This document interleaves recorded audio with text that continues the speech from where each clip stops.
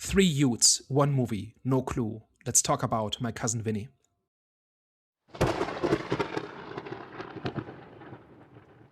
Hello, everyone. Welcome back. We are back, the Eye of the Storm podcast.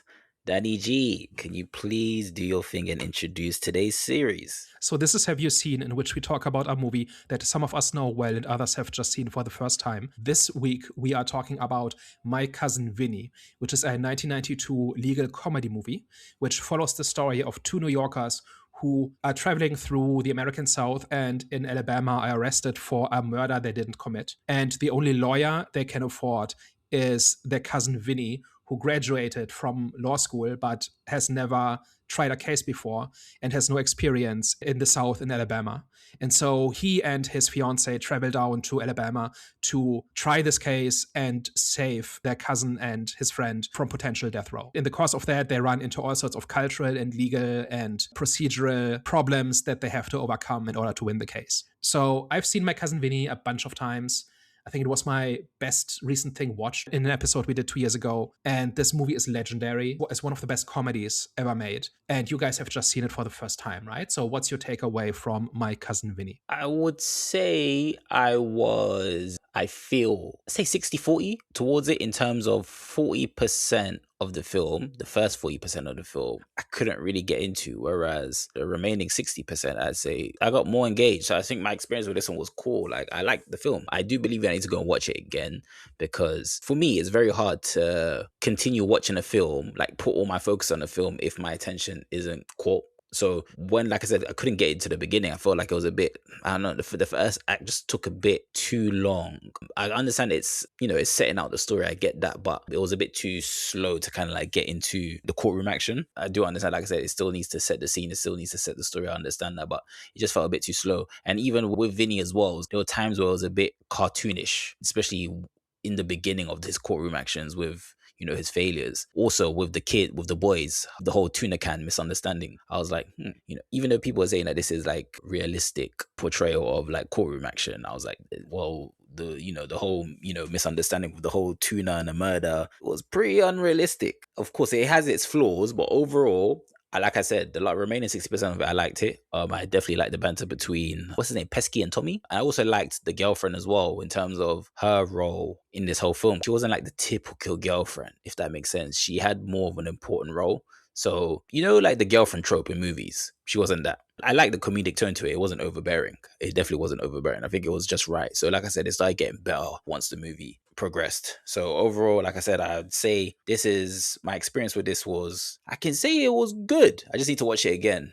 Hervé, what's your take? I think I'm on the same track as Jonathan, actually. The early parts of the movie were quite frustrating because it was like, okay, like, I know you kind of need to set up the underdog for us to kind of root for to eventually win in the end. You kind of want to see him overcome some of the challenges that he has, was almost kind of being a like first time trial for him. But some of it was just like outlandishly like bad. The scene where he's like, watch, like, how do you, I can't remember the word, but whether he's like guilty, whether the clients are guilty or not guilty and stuff like that. And it's just like, okay, we get that this is his first time in court and like, he hasn't properly learned how to be in court, but like someone like myself that hasn't studied law would probably know what to say in that situation. So I think they maybe went too far with dumbing down his knowledge of being in court. But I think I was like on the fence with the movie for the first half of it, mainly because of that. And then I think once he actually started to become a little bit more competent in what he was doing, I think I started to enjoy it more. I did enjoy it kind of like the way that he was kind of shown to sort of almost be a little bit clever in how he argued to a point where, like, with the guy, for example, that had the $200 that they needed and like the kind of like back and forth, like arguing and like negotiation or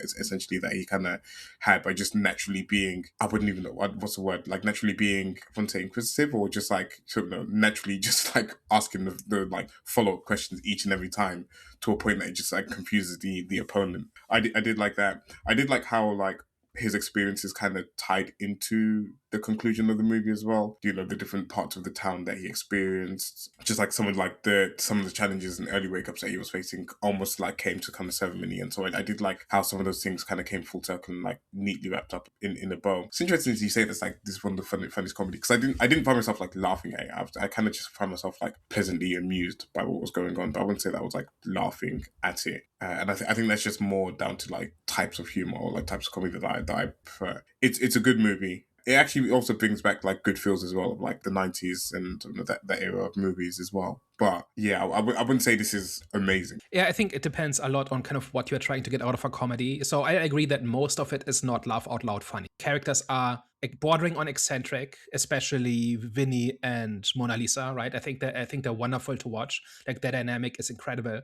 But in general, it's a quite dry humor. And I think you just kind of need to get on board with that. But I think there's a few things that kind of set this movie apart and kind of make it unique. And one of them is that I think it's got an extremely tight script where almost nothing is just wasted, right? So even just the little things about the grits, like it's like that's almost one of the most important aspects of the movie, right? Because it kind of keeps showing up in every part of the story. So when they first arrive, they go to the diner and it's got 3 things on the menu: breakfast, lunch, and dinner. And breakfast is just grits and others and eggs or whatever it is, right? And it's a very Southern thing. I'd never heard of this outside of this movie, but it seems to be like a staple of Southern American food. And if you're not from the South, you're not really used to it, but people there really like take it really seriously. There are certain foods and certain cultures that are really cornerstones. And grits appears to be this in Alabama.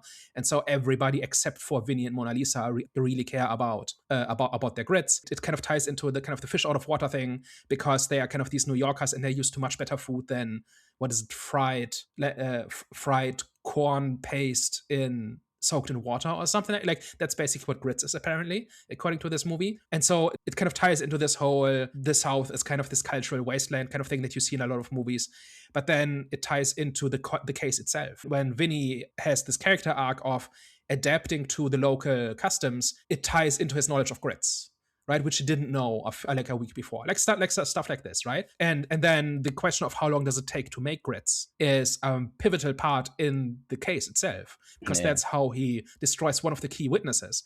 Because the guy's story does not add up if you know how long it takes to make grits. Because he was making breakfast in his house, and that is when he saw the murder happen, or that is what his eyewitness testimony is based on, and based on what Vinny has learned. It takes more than 5 minutes to make grits, but the witness's testimony hinges on that not being the case. So it's like a small thing, like the grits is tying the entire story together, including the case, but also Vinny's character, which like is kind of the cornerstone of the movie, right? And then there's other things too here, like Mona Lisa's and Vinny's argument about the leaky tap, where he essentially interrogates her, right? And she has this bullshit argument about using NASA-approved wrenches to close the tap and whatever, which she describes as dead on balls accurate, which is a wonderful turn of phrase. And they have this whole play argument, right? And there's then later replicated when he puts her on the stand, because he realizes she has this specialist knowledge that can exonerate the 2 boys, right? So like it's stuff like this, where there are these speeches and these remarks that are kind of scattered throughout this tightly constructed story, is where the humor comes from, I think. But it's not like people are not telling jokes, right? It's not that kind of humor.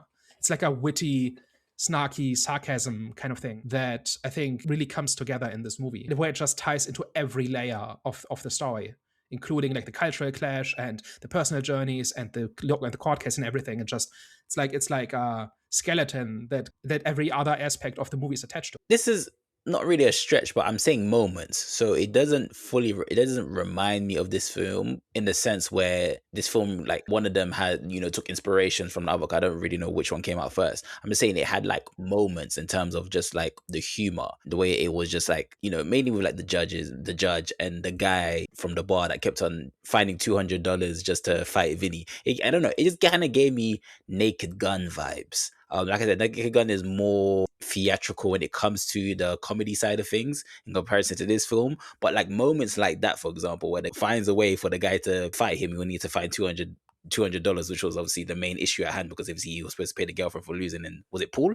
But yeah, so that was like moments like that was funny, and the judge as well. First of all, Mona Lisa needs to get some money because Vinny keeps getting, not arrested, but he's in contempt of court, right? And every time it takes $200 to get him free. They brought some money, but they're burning through it quickly because it's like $200 a day, basically, because he's in contempt of court every day. And so when she realizes she needs to get some money, so being the Brooklyn New Yorker that she is, she decides, I'm gonna hustle some pool. Yeah. And then the locals stiff me, and then Vinny shows up to collect, and he says, okay, let me get this straight. My options are I kick your ass or you kick my ass. I think I have a preference, right? Yeah. I think that's funny. Yeah. And also see with the judge where, you know, the measuring tape scene when the elderly woman was on trial, where she was on the stand because obviously her eyesight was bad. You guys remember that scene? Yeah. Yeah, that one as well. And obviously the judge calls out too when obviously he was asking the questions to the elderly woman that was on the stand. So moments like that, it was giving me Naked Gun vibe. But like I said, it wasn't like over the top theatrical. It was just the right tone, the right level of humor. I think for me, a lot of like the enjoyable moments of this movie just came from the interactions and dialogue between people in this movie. And again, like Daniel's right in terms of like it just being kind of witty and quick and sharp. It's not in your face, you know, they're not trying to like spoon feed it to you. You just kind of have to like kind of catch the little witty banter. And there's one that I'm like really annoyed that I've forgotten. It's quite like early on in the movie where he's like kind of like where like Vinny's first being questioned and then he's just like being like sincere or whatever. And I can't remember whether it was with the judge or the police officer. And it's really annoying me that I can't remember that. I think overall, just like any interactions between like, you know, Vinny and Lisa and sort of the two boys that were like arrested and stuff like that, just like all of that, even to the point where they were like the whole like tuna can thing and they didn't know that they were being booked in for murder and stuff like that. You can kind of see the humor in all of those. And then we have this whole thing about Vinny will just not get a break, where he keeps getting, like, the first hotel they're in, it's like, I think the first one is where the train drives past every day at 4 a.m. The next one is just like a slaughterhouse right next door, so the pigs start screaming at like 6 a.m. And then there's another one, I forget the third one, and then the prosecuting lawyer lends them his cabin in the woods, and there's like an owl screaming on the trees, and Vinny just grabs a gun and just shoots into the night, trying to hit whatever is causing this noise. And we see the owl kind of sitting on a branch just watching this and being not impressed. And he just cannot get a break. And then one night he spends a night in prison and there's a riot and he just sleeps like a baby because finally a little bit of normalcy. I don't know. It's like this whole thing. I think it's funny. I will say I don't know if I enjoyed the owl scene as much as you did, maybe. By itself, it's nothing special. But in this sequence of Vinny cannot get a good night's sleep, and they went out all the way into the forest just to get some quiet, and even then. Well, I would say I didn't expect that reaction though. Was it because I thought there was more to that scene? I don't know. Was it just like an add-on to the, like what you said, the point about he just can't catch a break and pretty much problems are just stacking up? I don't know. It was a bit funny, but I don't know. I just thought there was more to that scene than him coming out. Maybe I'm just looking too much. Maybe I'm just looking too deep into it. But him just coming out and just shooting anywhere, I was thought, okay, there has to be a reason. Maybe it's a thing where his life's already in chaos, so he's just kind of like, you know. So that's like stage 4 of the escalation, where they've moved hotels twice, and it just keeps getting worse and worse. And it's also hours after his fight with Mona Lisa, where she gives him the speech about her biological clock. Okay. Right? And Vinny's response is like, could we pile on anything else? Like, is there anything else we can pile on? Because there's not enough yet. He goes down the list of all the things that are on his mind. And then Mona Lisa is kind of confronting him about why aren't we married yet? And why can't you win a case? Which she ends with, well, okay, maybe this was not the best time to bring this up, but still. Yeah. Right? And then hours later, he gets woken up by an owl. So that's where he loses his mind. Like, that's where he just snaps. Cool. So one of the things that's notable about this movie is that if you ask any lawyer, this is the most accurate portrayal of a courtroom case that has ever been put to film. There are very small details where it's not quite accurate, but this is essentially how this goes, to the point where a lot of law schools show this movie or recommend this movie to their students to see, okay, this is how a court case unfolds, and these are all the ways you can screw up as an inexperienced lawyer. Because we talked about in the beginning about how Vinny is kind of excessively naive about how to behave in a courtroom,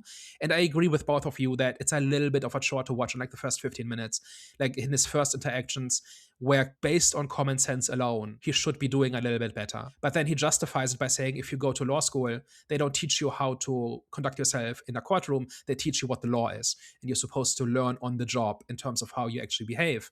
And he hasn't gotten around to that yet, because he graduated from law school, but he has not worked as a lawyer before. This movie gets all of these little things right, like the rules of evidence and the different stages of a trial and the thing about discovery and all of that, right? And how examination and cross-examination happen, all of that. And how Vinny kind of deals with the different witnesses, where he only asks a question if he knows the answer, and he never says, like, he never makes any declarative statements.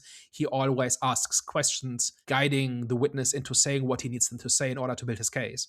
And he systematically casts doubt on the different witnesses by demonstrating they can't be as sure as they say they are about having identified the boys in kind of that rest stop and whatever. So like all of these little details of how a court case actually unfolds is accurate, like 98%, according to lawyers. I was going to say, it did feel like it as I was watching it. It did, well, minus like the early parts of the movie. It did feel like once we actually got to the good parts of it, we actually got to the kind of crux of the trial. Even to the point where you had like the public defender who, it was mentioned how him and his like client had like built up a strategy of like what they want to say, but then you get in front of everyone and you completely freeze. I can imagine like there's probably lawyers out there that can relate to that as well. But you know, like you were saying, like the cross examinations and the questioning back and forth and the type of questions that you were asking. So I had like minimal experience of like magistrates court in high school, where we were kind of doing like mock trials and stuff like that, and you kind of like taught that some of this stuff, and obviously not to the level of like lawyers. I kind of like can recognize some of the like techniques and stuff that's in there. But it'd be interesting to know if they consulted a lawyer or whether they just like sat in some courtrooms themselves and just kind of studied it and then were able to write from their own experience, or if they had like some consultation on it. Because I think you're right, is that it does feel quite authentic once you actually get into the trial itself. As far as I know, I'm trying to look it up now, but so I can't point to the exact person. But what I've always heard is that this was either written or directed by a lawyer who became kind of a screenwriter. Or if not, there's somebody somewhere there was a lawyer involved in actually writing those parts of the story, where it's written by somebody who knows how this stuff is supposed to work. And the reason most shows and movies kind of throw all of that out of the window is that the conventional wisdom is that audiences will get bored and this gets in the way of the drama. And it's just a better story if you focus on the human part and all the technical stuff. And this is not just in legal dramas, this is medical dramas, this is any profession you've ever seen on screen probably doesn't behave that way in real world. And it's a bit like that cliche about the news, where it's accurate in the areas you don't know anything about, but it's complete trash in the areas you do know something about, which means it's trash about everything. That's kind of the logical conclusion of that. But like anybody who has ever seen their own profession or something they know about shown on film, it's almost never authentic. But in those rare cases where it is, or the more authentic it is, the better it is, in my opinion. And there are other examples too from other types of shows and movies where this is a better movie because the legal part of it is so authentic, right? Like watch almost any other courtroom drama and it's all the big speeches and the emotional appeals and the shock reveals and the surprise witnesses, none of which is consistent with how a court case actually works. And I think this is kind of the poster child for this whole make it authentic and make the details matter. And that then enables the good story, right? Like this would not work without Vinny struggling with the procedural stuff, right? And that only works if the procedural stuff matters. And that is kind of the foundation for his conflict with him and the judge specifically, but also the prosecuting lawyer and also in a way with Mona Lisa. Without that, the movie would not work. You could not make a movie in which it's just all about the big speeches and the big egos and the loud performances and all of that. But I feel like this is what this movie anyway is kind of, as you were saying, is like a blend of like the human and the kind of scientific part in a sense that you're almost like rooting for him. Like once you kind of discover he's like this like unqualified lawyer, and they actually set you up quite perfectly at the start of the movie as well, when they kind of talk about how expensive it is for a lawyer, and it's like, oh no, like I know someone that's a lawyer, like they're gonna come down, they're gonna help us. So you kind of almost have hope for the boys, and then you see him, he's like the most unexperienced person ever, and you like basically start from zero. So the movie kind of does take you on a nice journey with him, and like you said, you know, all of the kind of like lawyer jargon stuff is relevant because it's part of his character and it's part of his growth. But I would argue as well is that like even kind of away from that, it's just like, well, I don't know. Obviously they have like the formula kind of down to a T in terms of, you know, how to like create series and like movies and stuff like that. But it does feel like, in my opinion, that there is room for some of that. Like we kind of reference it with like other stuff in like movie making, where if you make this more accurate, if you make this more, you know, realistic, it just adds to it and improves it. It doesn't kind of take away too much from it, and you know, you don't have to go all the way with it. You can kind of like add elements that are believable or elements that are like realistic that also kind of supplement it and make it sort of make it work and make it good. I think there's a way to get bogged down in the details. Real lawyer work is probably pretty boring to watch, and we didn't watch him just read books and make notes for a week, right? Because that's basically lawyer work. Actually going to trial is not really the biggest part, right? But we do see him do it, but it kind of then leads into other scenes, right? Like every time he has an argument with Mona Lisa, it starts with him having read for 6 hours. You know what I mean? Like it is there. Also, one of the highlights of the movie as well is when he has this like whole scheme to try and get the files from the guy, when it's like, no, you're the defense lawyer, you get access to the files anyways. But he went on this like whole deer hunting trip to, or was it deer hunting or whatever, to try and get the files Yep. of him. And it was like, oh no, we just send you the files anyways. That's part of the procedure. Yeah, and he's really proud of himself for having charmed the guy into giving him all these files. And then Mona Lisa says, like, do they not teach you in law school about discovery? Like, I read this for an afternoon and I know about like court procedure. And she basically says, he has to give you everything. He's not allowed surprises. Like, that's like a semester of law school summarized in a sentence, right? Like, all the rules about discovery and no surprise witnesses and all of that is about you don't get justice from springing a surprise on the other side, right? And that is why it's not allowed. And that's why you have all of these rules about how you have to disclose stuff. And if you don't disclose, you just lose the case. And so everybody makes sure they follow those rules, right? And it's just summed up in a sentence that makes sense to anybody. It would be intuitive for why you're not allowed surprises in a court of law, right? And like, I think that's one of those areas where it's maybe like, if like, how can he go to law school and never hear about this? Like, even if he doesn't have experience, like, shouldn't he know? Maybe he doesn't know the exact details or something, but should he not have heard about this? I think that's kind of like, and we've mentioned this before, this is kind of one of the weaker points here. But yeah, it's like this whole thing about he has to be given access to all of these documents. And then he spends like days combing through it and finding little details that he can then build a line of questioning on. That way he knows what to look for when he visits all of these different witnesses.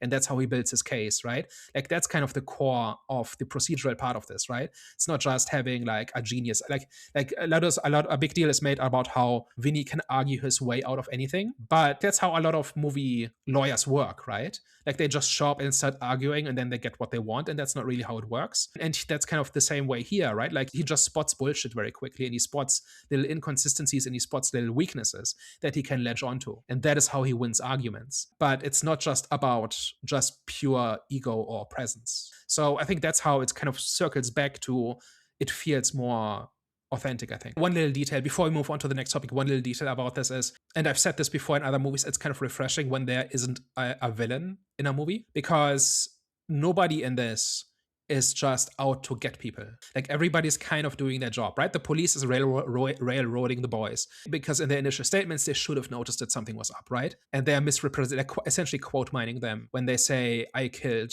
the gas station attendant. Like, that's not really what happened. Like, written down, it feels like that. But they are taking their job seriously and they just follow the leads. And when they have only one lead, they throw the book at these two boys. But when the sheriff specifically has a sense that there's a hole in the story and it might be somebody else, and the guilty person is still out there, he goes for it. He even starts this whole thing about, this is not my job, you should do your own investigation. But then he realizes that the truth should win out, and then he makes that phone call, and that delivers a key evidence that exonerates the boys, right? When he basically he discovers that like 2 counties over, there was an arrest that backs up the defense's story about it was 2 different people in a car that happens to look a lot like what the boys were driving. But he's not evil, right? Like, he's not just trying to like imagine a small town sheriff, right? Grading on a curve, this guy is basically a saint, right? And then the judge is like kind of this stuffy stickler for principle and for procedure, but he does it because he thinks it's right, and he's an antagonist to Vinny, but for good reason. Ultimately, justice prevails, and the procedure is kind of a big part of why it prevails. And then the opposing lawyer kind of just concedes when he realizes that he's not got the right guy.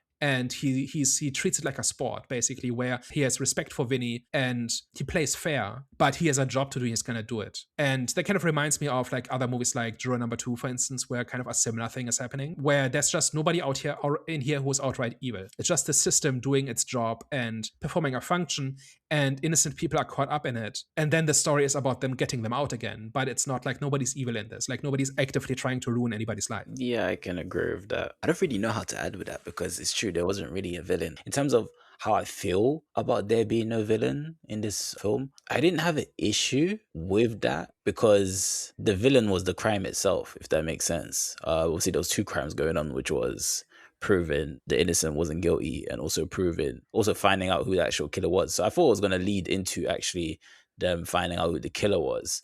How did you guys feel about that, by the way? Did you guys want to find out who the killer was, or were you just comfortable with the film being mainly revolved around proving, the 2 boys' innocence? I kind of like that we never see the actual guilty. Because that's kind of how it is. If you're accused of a crime you didn't commit, you will see your part of the story. Like when if you are then exonerated and the guilty person is found, you will not see that part of the story. And so the fact that we never see them and we're just told that they exist, but only insofar as it's relevant to the case at hand. I think that makes perfect sense. And it's in the end, it's about Vinny winning this, right? It's not really about who did it, right? We know they didn't do it. So the story is not about, okay, then who did?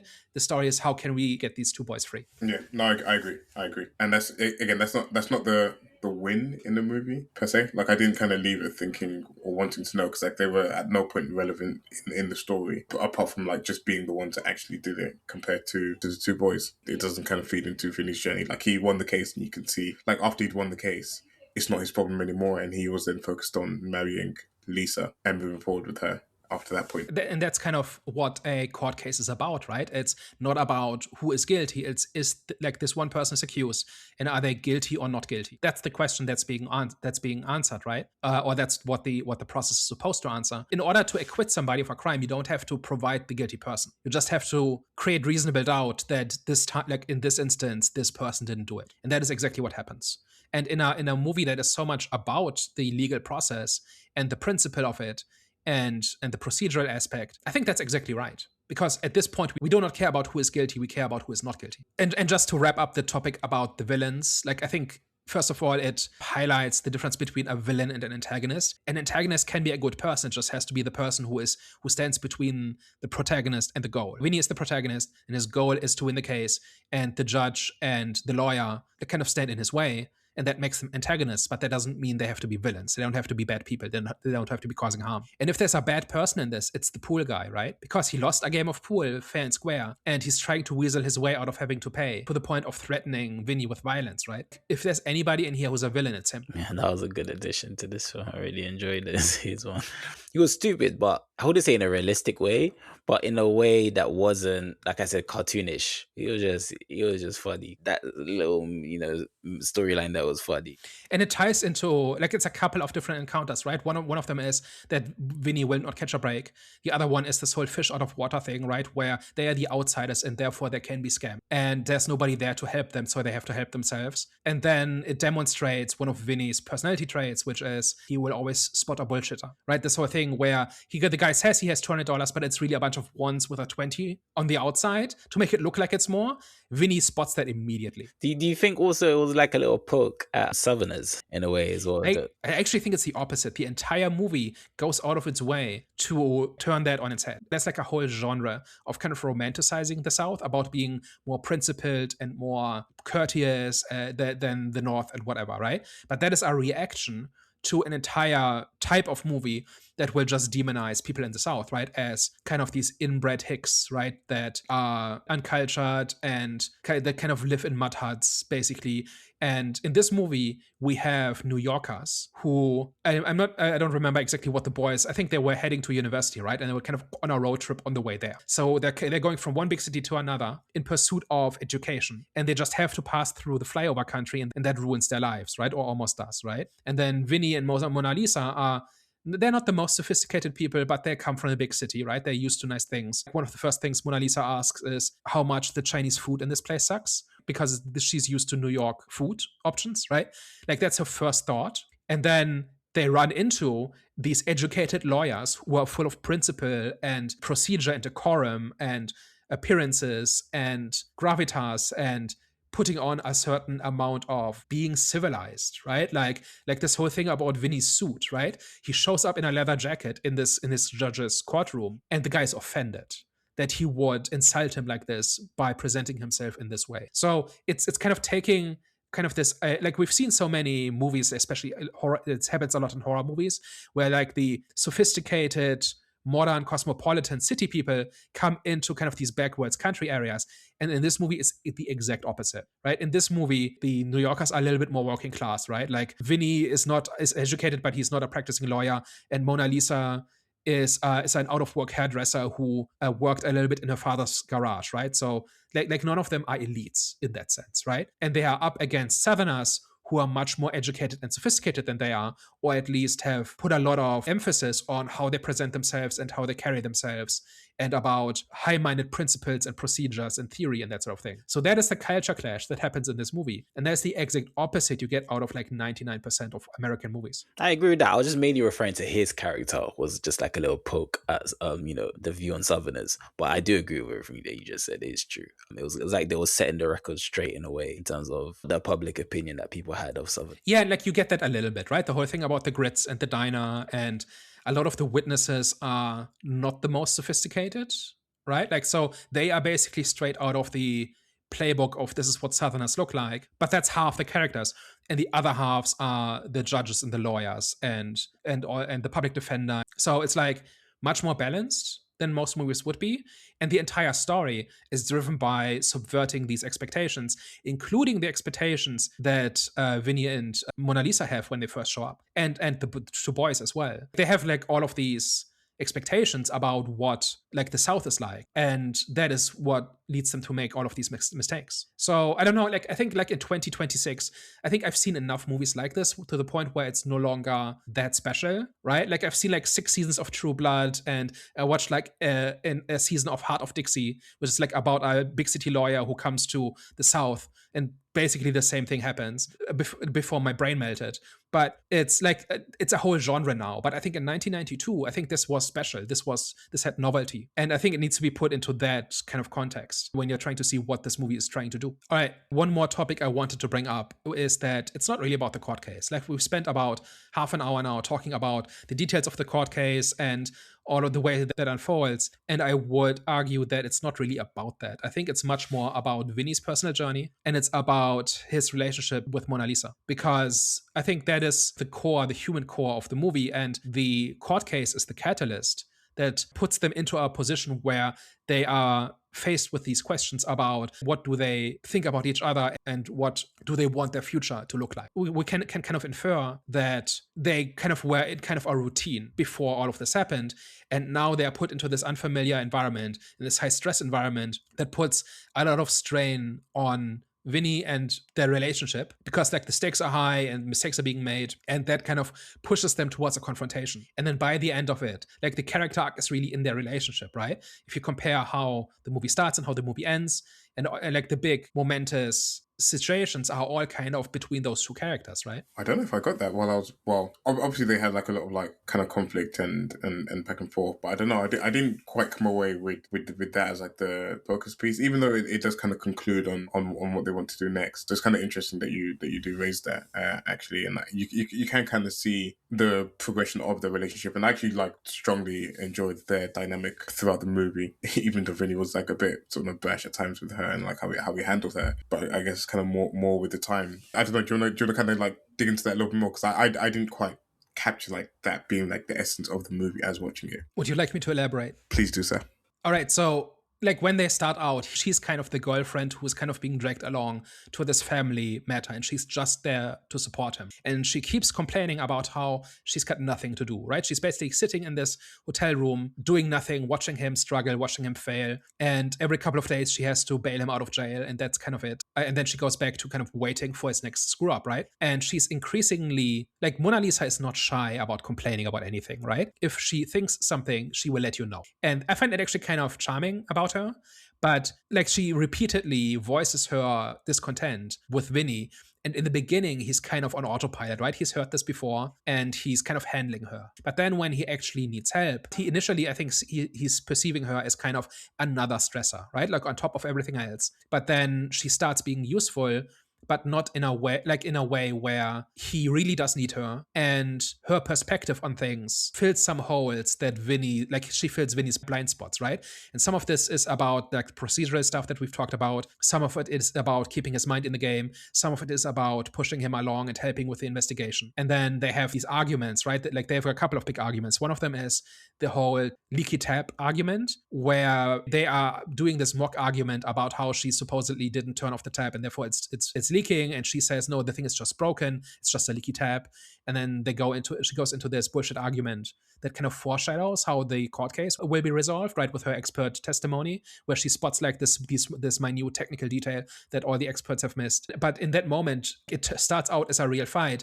But as she pushes back against him, my impression was that argument reminds him about what he likes about her. And it turns into flirting halfway through. About halfway through, once she starts talking about the NASA engineers and all of that, that's when they're flirting. And that's when they're both having fun. And that's when they've reminded each other about why they are together in the first place, even though they've been on each other's nerves for a week. Like they have a real fight about this whole thing where he's close to losing the case, and she's been making these photos that don't seem to help very much, and he kind of snaps at her, and so she's angry with him. And then he realizes that there is a technical detail that kind of exonerates the two boys, but he needs an expert witness to bring that to the case. He cannot just tell the judge. And she's the only one who can do that. And so he has to get her to testify, which she doesn't want to. So he kind of uses kind of the technicalities of how the court cases work to make her. But then when she really gets into it, like that's this whole thing. I think she's being cross-examined by the prosecuting lawyer, and he challenges her expertise. And so she just launches into a tirade. And as she winds up, Vinny kind of nudges to his cousin and say, watch this. Because it's like she's about to win the case for you. That is the woman he loves, right? It's not just the knowledge, it's also the willpower and, this entire, like, I know what I care about, I'm gonna pursue it, and that kind of thing, right? Like, I think in those moments, the person that he is in love with shines through, in my opinion. And then I missed one, which is the whole biological clock argument, where she's kind of stuck in this cabin in the woods, and she can't really do very much, and she basically blames him for not having won the case yet, and how they can't get married until he wins a case because that's their deal that they made a long time ago, and he's not doing his part, and it's kind of piling on the pressure. And then when he pushes back, she begins to see his point of view, and she kind of concedes by saying, okay, maybe not the best time to bring this up. But in my mind, the subtext between the lines here is that she was kind of focused on her thing, but when it comes down to it, she cares about him. And she begins to understand in that moment why he is in the position he is and why he makes the choices he makes. So there's this whole journey where their relationship evolves, where they begin to understand each other better and they complete each other, as corny as that sounds, but they really become a team over the course of the movie. And it ends kind of with this big expert testimony that wins the case. And then in the very end, it is revealed that she saved him by calling in a favor to fake the letter that certifies that he is, in fact, in the New York, registered in the New York board and is allowed to prosecute the case. And that is why the case doesn't get thrown out. And she did that behind his back. Like she didn't even tell him. She just did it because she realized it needed to be done and it was necessary for him to succeed. And so she did it. And then they drive off into the sunset talking about the next steps and the rest of their life together. So that's really the character arc and the journey that's in this movie, I think. Yeah, and it actually kind of works really well. And I think the last scene actually punchlines that quite well, in a sense where he's talking to her about, like, now that I've won the case, we can get married. Or he kind of goes up on the spiel about how he kind of wanted to win this first case, like, by himself, and, like, no help, and this, that, and the other, and he just kind of wanted to do it. And obviously, he kind of then recognizes that, like, she helped him win it, and, like, she, like, supported him in that. And it almost kind of goes from him having this, like, selfish desire to be a lawyer and to, like, do it all himself, and sort of kind of to be the one that's kind of, like, pulling all the strings and running the show all by himself, to actually recognizing that, no, he actually does need her. And, like, they actually do work well as a team. And, like, for him to succeed, he does need her help and possibly, like, the help of other people as well. At the start, like, she was kind of dragged along to this thing just because they were, like, obliged to be together. And it's almost like by the end of it, he then recognizes, like, for him to be great and to do, like, what he needs to do, he also kind of needs her by his side, essentially. So I think that's, like, a nice bow on the or ribbon or whatever on the cake. And also, they had this deal in the beginning, right? That they will get married once he wins a case, which is another way of saying she will not marry him until he is a success, which is a very transactional way of looking at it. Part of the reason why he's under this pressure is because he wants to marry her, but he feels like he can't until he's a success, right? And he's a bit of a screw up, right? He needed 13 attempts to pass the bar exam, and he's not actually worked as a lawyer yet, and he's kind of a bit of a hustler, and he's not a loser exactly, but he's not a success either. And that is why she's waiting for him to grow up, essentially. And by the end of that, she's no longer waiting because they are a team together. And she even says, the horror of having to say thank you to somebody, which is kind of what marriage is, right? Like that, like you are it's not supposed to, You're not supposed to earn somebody. You're supposed to find somebody who you can be a team with, and then you share the successes and struggles, right? Like, kind of, that's the romantic ideal of what marriage is and what it's for. And it seems to me like they both realized this over the course of this, because by the end of it, he didn't earn her. They became a team, right? Or am I overthinking this? No, I think you're right. I can see sort of how you're getting there. Yeah, and part of this is that he would not have won without her in multiple ways, right? But also they approached each other, right? They started off as kind of separate in terms of how they behaved, and then they became like a unit towards the end, right? So I do think that's going on there. Yeah, no, I agree. Does it come as a surprise that Marisa Tomei earned an Oscar for her portrayal of Mona Lisa as Best Supporting Actress? An Oscar? Yeah.